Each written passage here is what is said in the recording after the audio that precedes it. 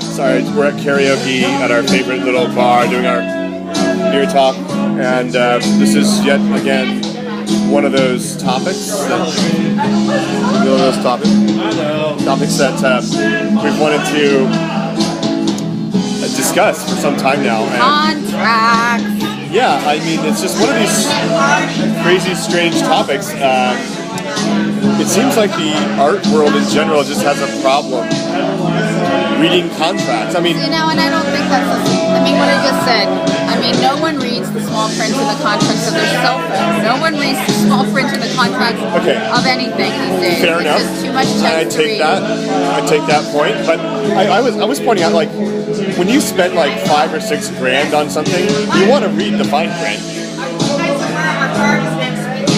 Oh no! So we're getting invited to the bar Christmas party. Oh, great! Okay. Great, here. Dive bar Christmas. That's how regular we are here. We're invited to the Christmas party for the bar. Yeah. So, but yeah, my thought is, if like you're gonna spend that kind of money, you want to know what's in the fine print.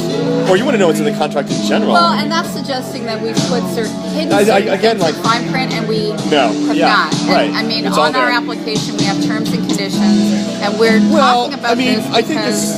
I think this comes up for me because, and this is one of the reason I wanted to talk about it, is that in the art world you get a lot of people who will sign a contract or, apply and agree to terms and conditions, and then well, they'll click the terms and the conditions, but they won't read them. This is probably one of those useless conversations, but they won't read them, and then, and they'll put like a lot of money down, and then want to pull out of a show before it happens. The idea of the deposit too. I'm not really. This is shuffle that happens where people are like, "Oh, I'm comparing shows and I don't know which one I want to go to," so they'll put deposits down. But as a person organizing a show, it's like you're depending on. Well, people don't understand that when this is one of those. When we collect the reason why I'm going to talk about it. we're not a corporate conglomerate that has mom and pop $50,000 in the bank to kind of as capital to float. And maybe there are a lot of people, and there are, that we've already encountered, who feel that we should have that money, that if we're going to do something like this, that's money we should already have. But it's a little bit unrealistic to sort of... You trust people to make agreements and stick to them, and I think that's the issue. It's like, maybe I'm a little bit naive still in this respect. It's like, you're working with artists, you're working with people who, are kind of like going with their imagination about what they think they want to get out of this. And they're, so you're kind of working with sensitivities. Part of this, maybe this is getting a little off topic, is that this like keeping you on the line until something better comes along. Right. And that I think that happens a lot. And if that's the case, that's fine. If you get in something that you were waiting for, but don't ask for your deposit back. You can't have your deposit back. That's what the deposit is. It's or to pull out last minute. If you buy a house, if you pay a deposit, if you secure your spot in something, it means that you walk away, you lose your money. That's it. And people are like, well, why can't you give me my money back? And it's like, well, again, I think it's like, if you make an agreement and it says this is what I will do if this is what you do, and then don't stick to it, then you can't be irked about that. This is one of those things, like business in the art world questions that I've always been baffled by. No, I think it's a higher incidence in the art world.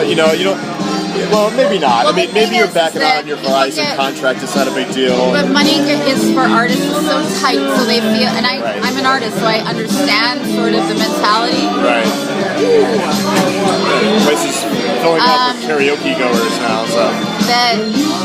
It's one of these topics that your beer talks in a karaoke bar if you don't want to be listening to karaoke talking in the business background. in the karaoke bar. And this is one of those things, and I'd love to hear feedback on this. Feel free to write me, Michael at Visual Art Network, at any time. I am interested in people's opinions on doing business in the art world. And I think that's, what's funny is,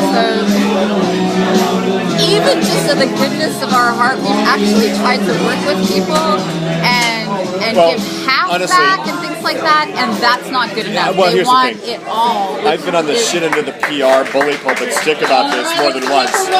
And so I just thought, like, this is a topic we should get out there. I'd love to hear feedback on it. And, we want to do a better job if we can. And if there's things and if you're not sure about something, there's nothing wrong with that. It's just then stick to our agreements. And then that's why we don't ask for the full payment up front, because that's what a deposit is part of the payment, which means that we're hoping you're going to commit and then follow through. And that commitment, and that's the when token of you your pull out commitment. your money, we can't then pay the bills that we need to pay. Well, maybe nobody respects contracts. Maybe that's just in every industry. But it's one of those things like that. Don't go on a fucking blog and bitch about it. It's like when in fact it is it's your fault. Right. And we're saying this because stuff's come out about you. Stuff's specifically come out about me, and it's like they're trying to angle it. They've gotten their friends to write shit. And it's just like, this PR image business crap that I find really amusing and don't feel like Michael was stealing money from artists when in fact it was those artists who didn't read their contracts and didn't and is interpreting it in a way that supports their own narrative and not what the terms and conditions of the contract actually were. This is one of those other topics at some point, though, like the failure of the art press, which I'd love to have another conversation about, because I think as the market has gotten invested with a lot of banking money and globalized, I think that regulations haven't kept up with what's changed about the art market, which I think is in many ways comparable to the stock market. And I think that the press absolutely has not kept up in terms of following rules of journalism. I wrote about this in the Art Pages we distributed during Miami Basel, which is online at visualartnetwork.com. Go check it out. And I think that there are some questions about the art world and the art market finding its footing in this globalization that the press is part of. It's reporting on that market and on that business that's happening without the competency of traditional journalistic rules like three sources rules, things like that.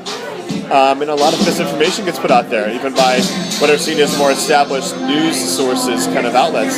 So this is a topic for me in terms of business in the art world, and in terms of press in the art world. We'll take up the press question in another discussion, but that's all I got. Thanks for listening. And on Pat Benatar, let's close on her. All right. Copyright infringement. All right.